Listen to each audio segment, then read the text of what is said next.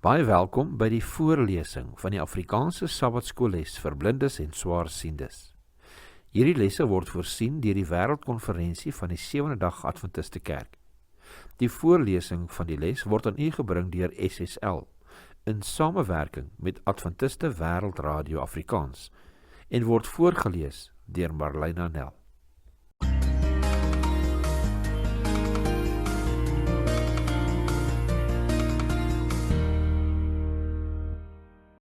Sondag 12 Julie. Die probleem van klieke in die kerk. Let op Paulus se beroep in 1 Korintiërs 1 vers 10. Daar moet geen verdeeldheid onder julle wees nie. Julle moet een wees in dieselfde gesindheid en met dieselfde oortuiging. Hier het ons die tema wat 'n hele 4 hoofstukke van 1 Korintiërs in beslag neem. Om die waarheid te sê, baie hoogleraars is dit eens dat eensgesindheid, oftewel samehorigheid, die hooftema is, wat die onderskeie dele van hierdie hele sentbrief saambind. Lees 1 Korintiërs 1 vers 12 tot 17. Hoe bring dit ons tot die besef dat kliekvorming om bepaalde leiers absurd is? Wat is Paulus se oplossing vir die probleem? Ons lees 1 Korintiërs 1 vers 12 tot 17. Ek bedoel dit, dat elkeen van julle sê, ek is van Paulus, en ek van Apollos, en ek van Sefas, en ek van Christus. Is Christus verdeel? Is Paulus miskien vir julle gekruisig? Of is julle in die naam van Paulus gedoop? Ek dank God, dat ek niemand van julle gedoop het nie, behalwe Crispus en Gaius, sodat niemand kan sê dat ek in my naam gedoop het nie. Ek het ook nog die huisgesin van Stefanus gedoop. Verder weet ek nie of iemand anders gedoop het nie, want Christus het my nie gestuur om te doop nie, maar om die evangelie te verkondig, nie met wysheid van woorde nie, sodat die kruis van Christus nie verydel mag word nie. 1 Korintiërs 1 vers 12 tot 17. Wanneer Paulus die gebrek aan eenheid onder gemeentelede in Korinthe beskryf, draai hy nie doekies om nie. Hy gebruik sterk woorde, soos die Griekse woord schisma, hier in die vorm schismata, wat verdeeldheid of skeringe beteken in 1 Korintiërs 1 vers 10. Paulus gebruik ook die woord eres, hier in die vorm erides, wat oneenigheid, twis of strewelinge beteken in 1 Korintiërs 1 vers 11. Die selfstandige naamwoord schisma, asook die werkwoordelike vorm schizo, om te verdeel of om te splyt, word ook elders in die Nuwe Testament gebruik. Daar dui dit juis op meningsverskille wat tot faksies aanleiding gee. Net so kom die selfstandige naamwoord eres of twis algemeen voor in skrifgedeeltes waar allerlei vorms van ondeug gelys word, dit wil sê slegte gewoontes wat Christene nie behoort te hê nie. Lees Romeine 1 vers 29, Romeine 13 vers 13, 1 Korintiërs 3 vers 3, 2 Korintiërs 12 vers 20 en Galasiërs 5 vers 20. Watter ander sondes word saam met eres of streweling of oneenigheid genoem? Wat sê dit vir ons oor hoe verkeerd tweespalt is? Romeine 1 vers 29 lees as volg.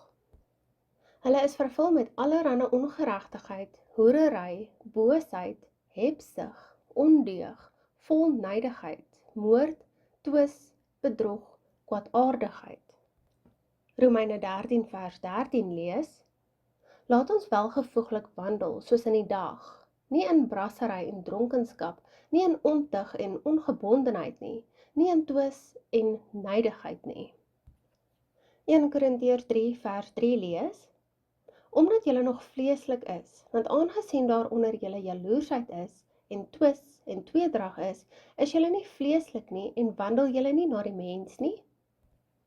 2 Korintiërs 12 vers 20 lees, want ek vrees dat ek julle by my koms miskien nie sal vind soos ek wens nie, en dat ek deur julle gevind sal word soos julle nie wens nie, dat daar miskien sal wees twis, jaloersheid, toornigheid, verdeeldheid, kwaadsprekery, nuusdraery, verwaandheid, wanordelikheid.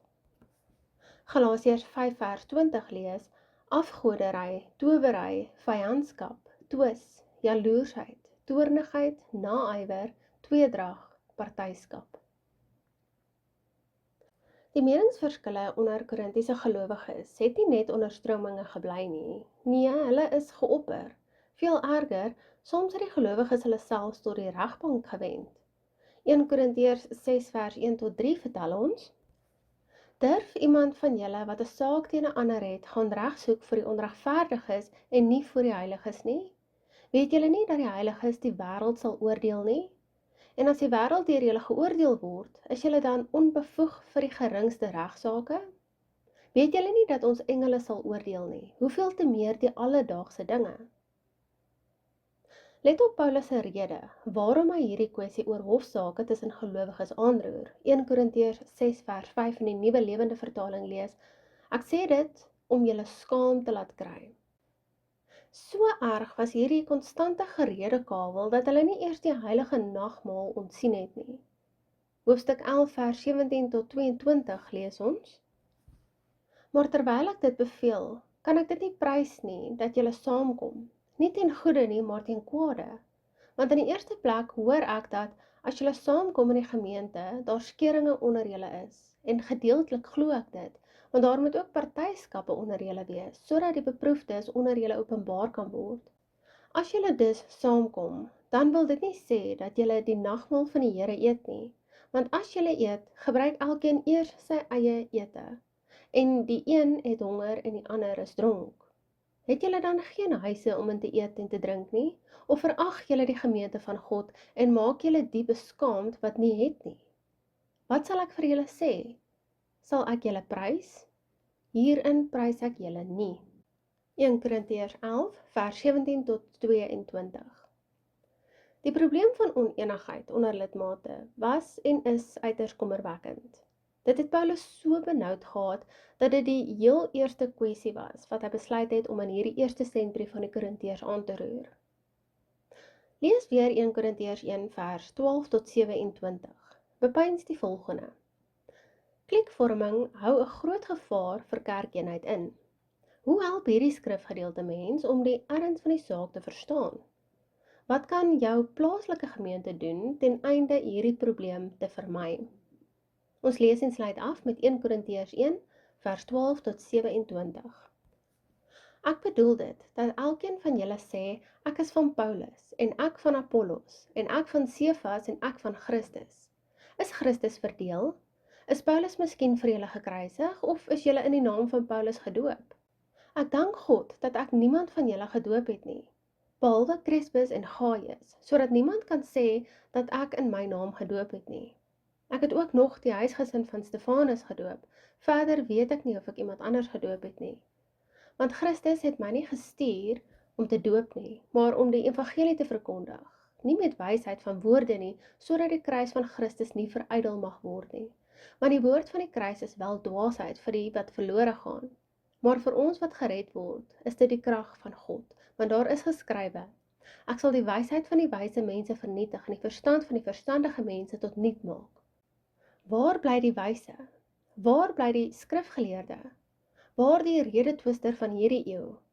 Het God nie die wysheid van hierdie wêreld dwaas gemaak nie? Want aangesien in die wysheid van God die wêreld deur die wysheid God nie geken het nie, het dit God behaag om deur die dwaasheid van die prediking die wat glo te red. Want die Jode vra 'n teken en die Grieke soek wysheid, maar ons verkondig Christus wat gekruisig is, 'n struikelblok vir die Jode en dwaasheid vir die Grieke. Maar vir die wat geroep is, Jode sowel as Grieke, Christus, die krag van God en die wysheid van God.